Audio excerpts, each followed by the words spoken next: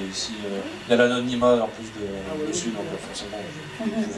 Oui, systématiquement, et nous on le fait systématiquement aussi. Mais c'est comme ça que je les ai rencontrés en fait. Donc en fait, moi je vais vous parler d'une personne, je vais prendre un exemple, parce que c'est un exemple très concret et un peu exceptionnel. Par rapport à une personne qui a eu, donc avec qui on a eu un contact et qui a eu des contacts avec une entité extraterrestre et aussi qui a vu vaisseau mère, plein de petits vaisseaux, etc. Mais cette personne, étant de nature extrêmement spirituelle, rassemble toute une partie de ce qu'on a pu trouver chez les gens qui se mettent à avoir des contacts. Il faut savoir que des gens qui ont des contacts, c'est pas obligatoirement des personnes qui rencontrent un extraterrestre et qui lui serrent la main, d'accord. Ça peut être, on peut avoir plein de types de contacts différents. Ça peut passer par les rêves, ça peut passer juste par des impressions, par de la télépathie, par une impression pendant qu'on voit un objet. C'est quelque chose qui arrive régulièrement, que nous on a parfois en enquête. Et donc cette personne en fait était un coiffeur qui habite à Paris, qui ne veut absolument pas que l'on parle de lui, donc je n'expliquerai pas vraiment son expérience, mais une personne qui rassemble vraiment toutes ces caractéristiques, en cela que on a remarqué en fait que la plupart de ces personnes, donc, parce que faut voir aussi, il y a des gens qui vont croiser un ovni, on a presque l'impression que c'est par hasard. Donc des gens qui vont paniquer et tout, et puis qui après ne veulent absolument plus rien savoir. On en parlait tout à l'heure, Monique a relevé. Donc soit il y a des personnes qui vont vraiment s'y intéresser, ça va ouvrir leur conscience, et il y a des personnes qui vont vraiment murer ça. Genre, je ne peux pas accepter ça, ça ne fait pas partie de ma réalité, donc je fais un mur, je mets ça dans l'inconscient, et parfois quand il y a plusieurs témoins à une seule observation, on remarque que certaines personnes, ceux qui nous ont contactés pour nous raconter leur histoire, sont prêtes à ouvrir leur esprit, et d'autres vraiment vont le fermer. Dans ces personnes qui sont prêtes à ouvrir leur esprit, et dans celles qui parfois vont beaucoup plus loin, on remarque souvent des capacités, notamment médiumniques, de télépathie. Bon, alors, tout à l'heure, on en parlait notamment avec Marianne, tout le monde a des capacités. Ça arrive à tout le monde un jour de penser à un ami qu'on n'a pas entendu ou vu depuis longtemps, et dans les 3 secondes, la personne vous téléphone, d'accord? C'est clairement de la télépathie. La personne se dit « Ah, je vais téléphoner à un machin », et hop, vous l'avez ressenti, en fait. Maintenant, on a remarqué, nous, que ces personnes-là qui développent des contacts de manière quand même plus constant ou plus important, ont ces capacités-là quand même nettement plus fortes. De savoir, par exemple, parfois, prédire l'avenir, de savoir à l'avance, tiens, je m'arrête sur le bord de l'autoroute parce qu'il va y avoir un accident. Sans qu'on sache dire, est-ce que ça vient de la personne, est-ce que ça vient de ses contacts. De pouvoir dire, tiens, telle personne va mourir, ou il va lui arriver quelque chose, ou je ne dois pas faire ceci, ou il va se passer cela. Parfois ça peut être des bonnes nouvelles aussi, hein. Je prends des mauvais exemples. Ces personnes aussi, parfois des personnes ont un don de guérison. Et on a remarqué aussi que ces dons-là, que ce soit capacité médiumnique, télépathie ou don de guérison, souvent, après avoir soit été témoin d'un ovni, avoir fait une rencontre, parfois c'est une R3, je pense, hein. Ouais, c'est ça, voit ces dons-là se développer. En fait, ça se développe avec le temps. Souvent, on peut constater ça. Les personnes ont par exemple une fois de temps en temps une intuition et se mettent à avoir de l'intuition beaucoup plus fort au fur et à mesure du temps qui passe. Certaines personnes aussi peuvent dire que elles ont l'impression parfois d'être en contact avec quelqu'un, ou qu'on leur donne des informations, qu'on leur explique des choses, ou qu'on les guide. Alors ça peut être positif comme ça peut être négatif. On le sait tous, dans les abductions, il y a des personnes qui vivent des expériences positives et des expériences négatives. Donc on peut remarquer aussi que certaines personnes vont développer des symptômes de stress, des symptômes d'angoisse suite à ce genre d'expérience, tandis que d'autres personnes vont le vivre vraiment très bien. Est-ce que c'est dû à la personne, à son passé, à sa psychologie, à sa propre nature, ou est-ce que c'est dû au type d'expérience qu'elle a vécue ou qu'elle vit, parce que souvent ça se répète, mais ça c'est vraiment au cas par cas. Alors on remarque aussi que ces personnes souvent ont des dons artistiques. C'est quasiment systématique. oui, c'est terrible, hein, oui, terrible, ont des dons artistiques, quels qu'ils soient, musique, peinture, danse, n'importe, et souvent, même chose, les dons artistiques se développent. Aussi une chose, je voudrais faire une toute petite parenthèse, je parlais tout à l'heure d'expériences positives ou d'expériences négatives, ce qui est quand même intéressant à voir, c'est que même si l'expérience est négative, on a l'impression, je dis bien on a l'impression, tout ça ce ne sont que des hypothèses, on a l'impression que les dons se développent quand même si l'expérience a été négative, que les dons des personnes continuent quand même à se développer, même si elles réfutent, si elles ne veulent pas, si ça leur fait peur. Donc capacité artistique souvent qui se développe aussi, c'est aussi intéressant. Et alors aussi quelque chose d'extrêmement intéressant, c'est que les personnes ont souvent des rêves, voire même ont eu dans leur vie, et parfois dès l'enfance, ce qu'on appelle des sorties astrales, ou dans les rêves comme des interventions, pour eux en tout cas, c'est comme ça qu'eux le vivent, je ne dis pas que c'est ça la réalité, des interventions venant de l'extérieur dans le rêve, donc des gens qui souvent rêvent de vaisseaux, d'ovnis, d'extraterrestres, d'autres planètes, etc., et parfois vraiment depuis la tendre enfance. Pardon ? Et des rêves de vol, oui.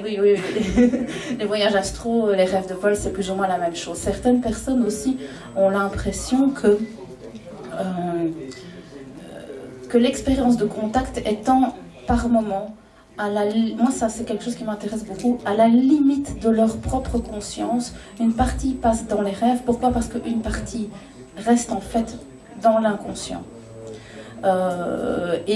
Notamment dans le cas des phénomènes d'abduction, ça c'est une théorie personnelle, je ne dis pas qu'elle est juste, hein, parce que je suis juste moi, c'est que les gens parfois dans les abductions, tant qu'on n'a pas fait de régression, etc., et même parfois pendant les régressions, racontent des choses qui sont un peu aberrantes, et j'ai parfois l'impression qu'en fait c'est comme si la personne étant enlevée pendant qu'elle dort, une partie de son rêve en fait, une partie, elle le vit en vrai, une partie, comme si l'écran du rêve venait se placer en face. Souvent, alors, elle va vous raconter certaines choses, et donc vous avez un écran par rapport à la réalité de ce qu'elle a vécu, et après, quand on fait une régression dessus, l'écran s'enlève, et là, vous avez la réalité de ce qui s'est passé. Des personnes aussi ont parfois des expériences psychologiques, parapsychologiques, depuis l'enfance, qu'elles ne savent pas toujours expliquer, des choses qui leur sont arrivées, des temps manquants, des choses qui se sont déplacées, être à un endroit, se retrouver à un autre endroit, etc. Et parfois depuis très très tôt dans la vie. Et parfois, effectivement, ça leur laisse des traumatismes. Et certaines personnes aussi, quelque chose que l'on a remarqué aussi beaucoup, vont réfuter ça pendant toute une partie de leur vie, et puis seulement à partir d'un certain moment, avec la maturité, avec la réflexion, peut-être avec leur propre cheminement psychologique, vont se dire « Ok, maintenant je suis capable de l'accepter, maintenant je suis capable d'en parler avec des gens, maintenant je vais peut-être... téléphoner à des gens comme nous et tomber sur le oui, pour essayer de partager ça. » Alors je vais juste vérifier que je vous ai bien tout dit, parce que je parle, mais je pense que oui. Oui. Je vous ai parlé de tout ça, mais je ne vous ai pas parlé de la personne de Paris. Cette personne avait, en plus de tout ce que je vous ai dit, parce qu'elle avait vraiment des visions depuis l'enfance, de vaisseaux, etc., avait une caractéristique vraiment intéressante, que l'on a souvent, mais qui chez lui était très très très développée. C'est vraiment une tendance, une ouverture spirituelle. Donc cette personne a eu effectivement un contact avec c'est lui qui le dit, on n'est pas certain qu'il le dise, mais avec un extraterrestre au moins une fois en vrai, donc physiquement, et d'autres fois en abduction et ce genre. Et cette personne, en fait, les considérait, si vous voulez, c'est quelqu'un qui a, un peu comme Marianne, l'impression que nous ne sommes pas tous individuels, mais que nous formons un tout, qu'il n'y a pas vraiment de différence, mais qu'il y a des liens entre les gens. Et ça, c'est quelque chose qu'on a remarqué aussi avec des degrés différents, moindres ou plus élevés. Des personnes qui ont une conscience, ce que j'appellerais un peu une conscience planétaire, même si ça fait un peu New Age. Donc, c'est-à-dire pas seulement la conscience de moi, ma petite vie, mes vacances, ma voiture, mon boulot, mais nous formons tous un tout et nous avons tous une responsabilité par rapport à la planète sur laquelle on est, par rapport à l'environnement, par rapport à l'évolution de l'espèce, etc. C'est quelque chose que l'on remarque, parfois les gens ont ça un peu, après avoir eu des contacts, ça se développe chez eux très fort. L'écologie, c'est quelque chose qui revient toujours. Protéger la planète, protéger l'écologie, faire attention à ce qu'on mange. Souvent devenir végétarien, ça arrive régulièrement. Et cette personne avait, notamment lui, quand il a rencontré, donc il a vu des vaisseaux mers, il a vu des petits vaisseaux, il a vu plein de choses comme ça. Et quand il a rencontré cette personne, il n'a pas eu l'impression de rencontrer quelqu'un d'extraordinaire. C'était bien ça qui était intéressant dans son témoignage. Il n'a pas eu l'impression de rencontrer une personne particulière, un alien, oui, un truc qui sort d'un film. Il a juste eu l'impression de rencontrer une personne comme lui. Et c'est vraiment l'idée qu'il défendait. C'est, moi, les gens que j'ai rencontrés, bon, il n'a pas rencontré des tigres, il a rencontré des gens qui ressemblaient à des humains. Ce sont des gens comme nous. Ils sont sur un chemin d'évolution. Comme nous, ils sont beaucoup, c'est ce qu'il disait, hein, beaucoup plus avancés technologiquement, plus avancés psychiquement et spirituellement, mais ce sont des gens. Pour lui, c'était des gens. Donc, quand il a rencontré cette personne, il a eu un contact physique et télépathique avec une preuve. J'en parle de la preuve ou pas? Non. Juste peut-être une petite précision. C'est en fait, il a dit mot pour mot. Et c'est ça que j'admire en fait chez cet homme, c'est qu'il a dit mot pour mot, voilà, moi je ne les considère pas comme un phénomène extraordinaire, mais je les considère comme si vous voyez un voisin ou un immigrant ou quelque chose comme ça. Donc c'est vraiment comme des hommes, comme nous, et c'est tout simplement, enfin il n'y a pas vraiment de différence entre voilà, votre voisin, par exemple tout le monde a déjà sorti de chez lui, son voisin qu'il n'a jamais vu, qui dit bon, bah, bonjour, voilà, c'est tout. Okay, bah pour lui, en fait, c'était un peu cette vision-là. Et c'est ça un peu que j'admirais, c'était vraiment extraordinaire. Et on ressentait vraiment... comment dire, oui, c'est ça, en fait. Il disait, bah voilà, c'est des êtres comme nous.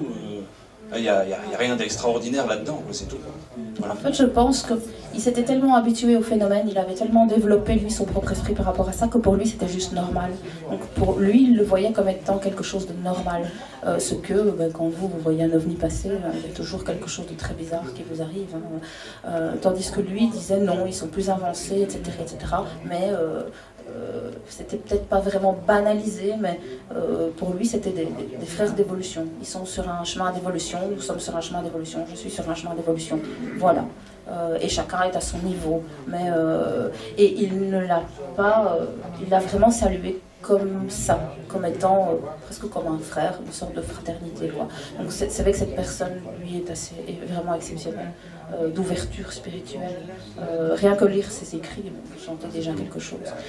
Bon, ça fait un exemple un peu grand, hein, mais je veux dire, c'était quand même, c'était intéressant aussi de parler de cette personne-là pour parler effectivement de toutes ces caractéristiques qu'on peut retrouver dans les personnes qui ont plus ou moins des contacts après avoir eu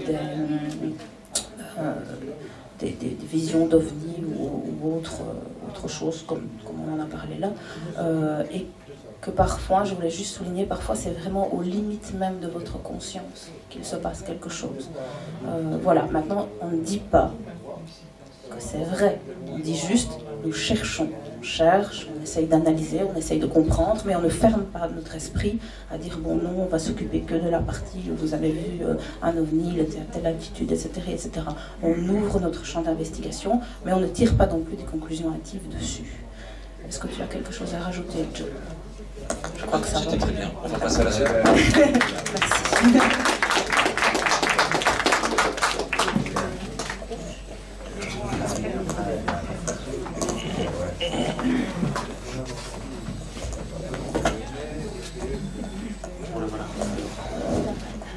Un, deux tests, oui. Alors je sais pas si on peut...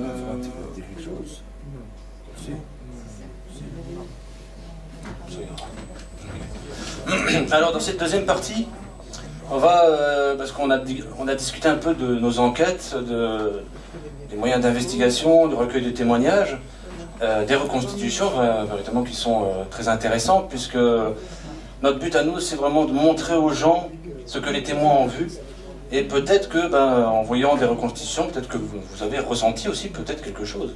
Et si vous avez vraiment ressenti ou vous vous êtes posé des questions, je me dirais, c'est déjà un début de quelque chose, et quelque chose de gagné, quoi, vraiment, parce que les reconstitutions, c'est vraiment quelque chose qu'on aimerait bien améliorer un peu plus, d'année en année.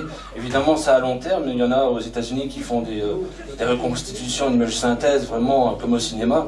On aimerait bien avoir ce résultat-là aussi, comme ça, là, au moins, vous verrez exactement le plus proche possible de la réalité de ce qu'ils ont vu, quoi. Donc ça, c'est un de nos projets futurs. Faut encore le logiciel, apprendre le logiciel, etc.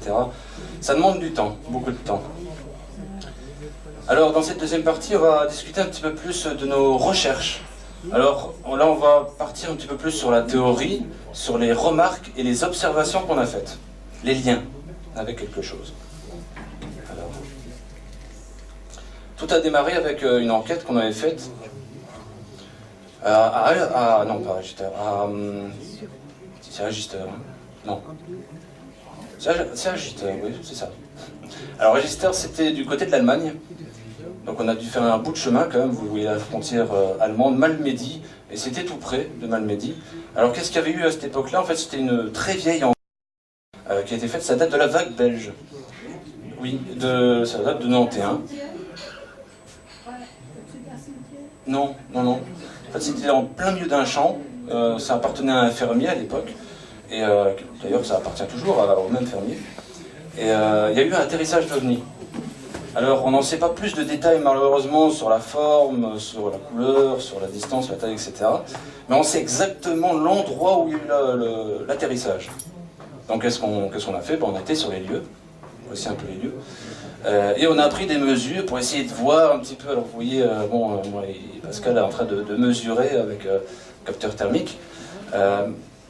Essayer de savoir si après même 25 ans, si on peut avoir une certaine mesure scientifique de cet atterrissage. Alors malheureusement, on n'a rien eu au niveau mesure. Sûrement avec le temps, puisque même au niveau radiation, il n'y a rien eu véritablement. On dit que s'il y a atterrissage, il y a peut-être des radiations, des champs électromagnétiques, etc. Peut-être qu'avec le temps, ça s'est atténué d'un point de vue scientifique, donc on n'a rien eu vraiment de particulier. Par contre, ce qui était intéressant, c'était le lieu. On a fait, voilà, on a vu satellite, donc ça c'est le lieu, donc ça c'est le champ, on a fait l'atterrissage OVNI qui était plus ou moins là, et on a fait un peu le tour des environs pour voir ce qu'il y avait. Et là on a remarqué en fait qu'il y avait une pierre assez connue qu'on appelle la pierre du diable. Et la pierre du diable, on a beaucoup de pierres ainsi dans le terme d'énergie en France, en Belgique, etc. Bon, alors on a pris des mesures aussi, rien d'exceptionnel. Et on a été un peu plus dans les bois, il y avait des alignements de pierres, comme si c'était des anciens menhirs. Alors on s'est dit, bon, pourquoi pas, on va continuer, et la dernière pierre s'arrête ici. Alors, on n'a rien remarqué sur le coup, c'est après, quand on a mis ça sur une image satellite, vous voyez clairement que tout est aligné. Et c'est aligné sur l'atterrissage OVNI. Bien sûr, je ne vous ai pas mis les points comme ça après, non. Ça s'est fait vraiment avec la position GPS de l'appareil photo, parce qu'on a un appareil photo qui fait GPS, on a les coordonnées précises, et j'ai mis sur Google Earth ces coordonnées précises, donc avec les points. Donc l'alignement n'est pas voulu à l'avance, c'est vraiment ça qu'on a remarqué. C'est un site mégalithique. Oui. Et c'est de là que tout est parti au niveau recherche, au niveau théorie, et là on va vous parler de nos recherches. Alors c'est des recherches à long terme. Pourquoi? Parce que c'est vraiment immense, on va parler plus de côté historique, donc des anciennes civilisations. Et là, forcément, vous pouvez passer même toute une vie à étudier ça, forcément. Alors ça c'est le site, les alignements de pierre, photo, puisqu'on a un drone aussi, donc ça c'est le site de l'atterrissage, et ça c'est là où il y a la pierre du diable, on ne la voit pas trop, mais voilà, c'est derrière l'arbre, c'est ici quelque part. Alors, ce qu'on a fait, c'était que, on a supposé que ça a à voir avec l'histoire, avec l'archéologie, avec les anciennes civilisations. Alors, qu'est-ce qu'on a fait? On a recherché tout simplement s'il n'y avait pas une sorte de carte archéologique, et on en a trouvé une justement, enfin, c'est Pascal qui en a trouvé une carte exceptionnelle, et qui nous montre en fait les anciennes routes romaines. Alors la plupart de ces routes n'existent plus aujourd'hui, ou peut-être des morceaux, des tronçons, mais pour la plupart n'existent plus. Hein. Et donc des anciennes villes, des villes encore là aujourd'hui, hein, Tournai par exemple, hein, Mons, etc.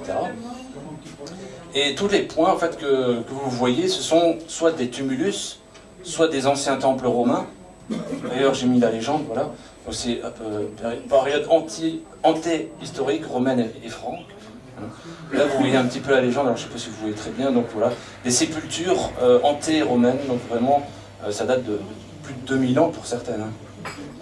Alors pourquoi je vous parle de ça? Tout simplement parce qu'on a remarqué qu'à certaines observations ovni, quand un ovni se déplace, qu'il y a direction de l'engin, et quand on sait exactement où est l'engin, on remarque que ça passe notamment par des anciens sites, des tumulus, des sépultures, des temples romains. Alors, oui, les églises, je lui en parlais un petit peu aussi, ouais. Donc, est-ce que ça peut être du hasard? Peut-être, mais c'est curieux quand même qu'il y a ces similitudes. On a un témoignage, par exemple, d'une personne qui a vu un ovni avec direction de l'engin, et il n'y avait rien, c'était les champs. Et lorsqu'on a regardé sur la carte, en fait, on s'est aperçu que l'objet suivait une ancienne route romaine. Alors, curieux, on ne sait pas vraiment. Alors, on s'est penché un peu plus sur ça, et sur les anciennes civilisations. Et là, ce que je vais vous parler maintenant, il y a une structure de base, et cette structure de base, forcément, je l'ai prise sur un site internet qu'un ami nous a conseillé, c'est Fabien Pardo, dont je vais parler un petit peu tout à l'heure. Et on m'avait conseillé vraiment de mettre les anciens sites historiques sur une carte. Bon, moi j'ai fait sur Google Earth pour que ça se voit un peu plus, et voir les liens avec les alignements. Alors là, vous voyez l'équateur, ici. Et si vous prenez exactement l'élévation de 30 degrés, vous passez sur des sites tels que, ici vous avez l'île de Pâques, ici vous avez les lignes de Nazca, et c'est précis au kilomètre près. Ici vous avez les pyramides d'Égypte, vous avez l'ancienne civilisation sumérienne, et vous avez des temples hindous. Et d'autres sites un peu moins importants. Ce sont tous des sites où il y a eu des légendes et des mythes, notamment des mythes des dieux qui sont venus du ciel pour donner la culture, la science aux autochtones ou aux villageois. Alors on est parti de ça, mais on s'est dit, tiens, c'est curieux que, ça c'est mondial, c'est bien, mais la Belgique, alors. On s'est dit, on va peut-être faire quelque chose. Et forcément, en France, notamment, il y a des menhirs. Alors on s'est dit, pourquoi pas, tiens, les menhirs ont peut-être un lien.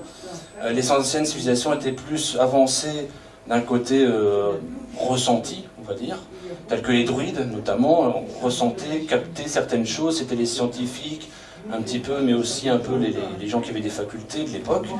Et c'est grâce à eux que les menhirs aussi sont là. Et donc, là, j'ai pris un morceau de la France et la Bretagne. Alors, il n'y a pas toute la Bretagne, hein, c'est côté nord. Et on a remarqué qu'il y avait des menhirs dans cette région, forcément, mais que la plupart sont alignés. Alors, ça peut être un hasard aussi. Mais lorsqu'on prend vraiment les menhirs qui sont pile poil sur la ligne, puisqu'il y en a qui sont un peu plus à côté, hein, ici, là je ne les prends pas, okay. C'est vraiment sur la ligne que je prends. On remarque que par exemple ce menhir-là et ce menhir-là, ils sont distants d'exactement 12 km. Bon, si je prends ce menhir-là et ce menhir-là, ils sont distants de 12 km également. Si je prends ce menhir-là avec ce menhir-là, il est distant d'exactement au kilomètre près à 60 km. C'est un multiple de 12 aussi. Alors ça peut être un hasard, j'ai fait cette ligne, et par hasard aussi, ça passe par un endroit très important qui est le Mont Saint-Michel. Alors ça c'est pour la France. Ensuite j'ai fait des autres lignes, alors c'est un peu brouillon à ce niveau-là, je vais vous expliquer. Les lignes rouges, c'est des lignes que c'est ma structure de base que j'ai prise sur un site internet. Alors sur le site, il disait, voilà, prenez Avebury, prenez le Mont Saint-Michel et la cathédrale d'Amiens. Bon, ok, j'ai fait ça. Et ensuite, j'ai pu regarder le site, j'ai voulu faire mes propres recherches pour voir si ça concordait et si c'était réel, tout simplement. Alors, avec ce triangle-là, ben, j'en ai fait un autre, qui est ici.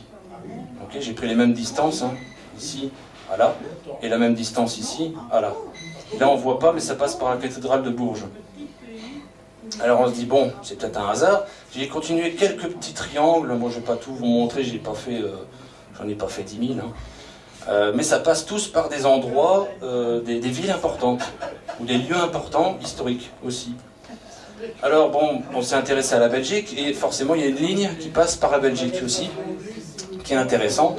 Et cette ligne passe en fait par Bavay et Maastricht. Tiens, corrélation avec notre notre route romaine. On a une route romaine qui coupe la Belgique en deux, et mystérieusement, ça passe par Bavay et Maastricht aussi, pile poil. Pile poil à l'endroit où il y a ma ligne rouge. Voilà, on ne voit pas très bien, mais voilà. On a ça, ici c'est Bavay, et Maastricht, Maastricht un peu plus loin ici. Voilà. Alors, revenons à Gister.